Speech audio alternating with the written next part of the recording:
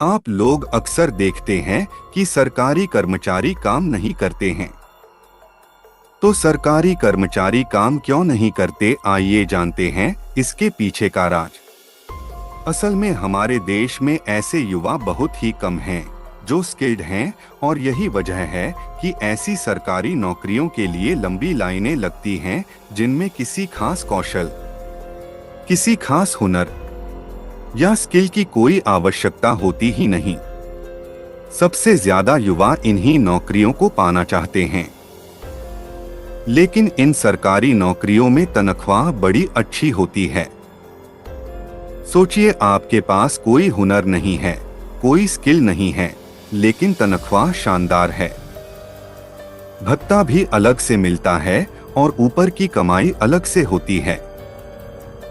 हमारे देश में अक्सर ये बात कही जाती है वो ये कि भारत एक ऐसा देश है जहां बहुत सारे सरकारी कर्मचारियों को काम नहीं करने की तनख्वाह मिलती है और काम करने की रिश्वत मिलती है।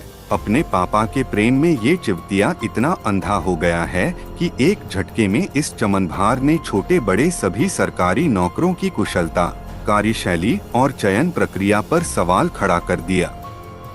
दरअसल मसला ये था कि उत्तराखंड में सरकारी नौकरी के लिए प्रदर्शन करने वाले युवाओं पर वहां की सरकार ने लाठीचार्ज करवा दिया था बस। अब ये लंडूर उसी के बचाव में ये घटिया दलील दे रहा है। तो आइए जानते हैं कि सरकारी नौकर होता क्या है। 1.5 अरब की आबादी वाले देश के सिस्टम को चलाने के लिए कई तरह के कलपुर्जों की जरूरत होती है। कुछ छोटे तो कुछ बड़े, कुछ दिमाग से बड़े होते हैं तो कुछ शारीरिक तौर पर, और कोई दोनों तौर से। इन्हीं कलपुर्जों में से कुछ को ऑफिसों में फिट किया जाता है तो कुछ को देश के अलग अलग हिस्सों में। इन्हीं कलपुर्जों को सरकारी नौकर कहा जाता है। इनका चयन देश की अलग अलग चयन संस्थाएं प्रतियोगी परीक्षाओं के माध्यम से करती हैं, जिसमें क्लास 1 से लेकर चपरासी स्तर तक के नौकर शामिल हैं। चयन प्रक्रिया कितनी आसान होती है, इस बात का अंदाजा आप इसी बात से लगा लीजिए कि इसी देश में अमिताभ बच्चन से लेकर शाहरुख खान और एपीजे कलाम तक असफल हो गए थे, लेकिन एक सरकारी नौकरी नहीं पा सके थे। रिजल्ट चाहे किसी भी ग्रुप का हो, मेरिट लिस्ट आने तक हर प्रतियोगी अकुशल, अनस्किल्ड ही रहता है। कुशल वो तब बनता है जब उसको प्रशिक्षित किया जाता है। मसलन 12वीं पास एक युवक जो 100 kmph की स्पीड में बाइक नहीं चला सकता, उसको 3 साल तक एनडीए में ऐसा रगड़ा जाता है कि वो 800 kmph की स्पीड से फाइटर प्लेन उड़ाने लगता है। आधी रात में बिना मम्मी की मदद के सूसू न जा पाने वाला अभ्यर्थी सालों के कड़े प्रशिक्षण के बाद जिले की कानून व्यवस्था संभालने लगता है।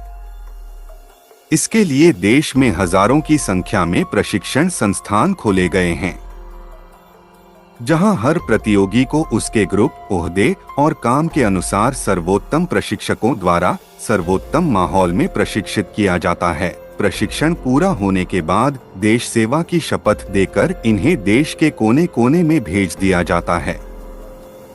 करोड़ों युवाओं के मार्गदर्शक ये नौजवान नई चुनौतियों से रूबरू होते हुए दिन ब दिन अपनी प्रतिभा को निखारते हैं।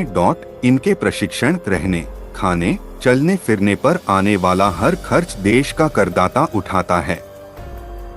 उसके बदले में ये नौजवान अपने अनुभव तथा सूझबूझ से देश की हर समस्या को हल करने का प्रयास करते हैं। केंद्र व राज्य सरकार द्वारा पारित कानूनों व योजनाओं को जन जन तक पहुंचाना, आंकड़ों को सूचीबद्ध कर राज्य व केंद्र को योजनाओं का खाका तैयार करने में मदद करना, इलाके में कानून व्यवस्था बहाल रखना, हर साल लाखों मामलों का निपटारा करना व समाज में सौहार्द तथा भाईचारा बनाए रखना इनकी प्रमुख जिम्मेदारी है। आपात स्थितियों में देश के हर नागरिक की नजर इनकी तरफ ही होती है। आम आदमी इनसे उच्च स्तर की ईमानदारी, बहादुरी तथा कर्तव्यनिष्ठा की अपेक्षा करता है। विद्वत्ता तथा निर्णय क्षमता से लबरेज ये नौजवान सिर्फ देश ही नहीं बल्कि विदेशों में भी देश का परचम लहरा कर आते हैं। इन्हीं कुशल नौजवानों में से कुशलतम को हर साल 26 जनवरी और 15 अगस्त के दिन याद करने के साथ साथ पुरस्कृत भी किया जाता है। हाल ही में भूकंप से प्रभावित तुर्की में ऑपरेशन दोस्त के तहत राहत सामग्री लेकर पहुंचे सारे कर्मचारी सरकारी नौकर हैं। चाहे वो जहाज का पायलट हो, मेडिकल स्टाफ हो या एनडीआरएफ स्टाफ, सबके सब सरकारी नौकर हैं और तुमसे कहीं ज्यादा कुशल, होनहार, बहादुर, ईमानदार और कर्तव्यनिष्ठ हैं।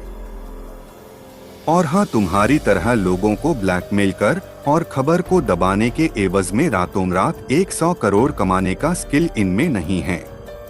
जहाज के जिस हिस्से में तुम बैठे थे, ठीक तुम्हारे सामने एक पायलट भी बैठा होगा। उसी से पूछ लेते वो कुशल है या नहीं। जो तनख्वाह वह ले रहा है वो काम नहीं करने के ले रहा है। तो अब आप जान गए होंगे कि सरकारी कर्मचारी काम क्यों नहीं करते हैं। अगर इस जानकारी से आपको कुछ सीख मिला हो तो चैनल को सब्सक्राइब करके वीडियो को लाइक कर दे। मिलते हैं अगले वीडियो में।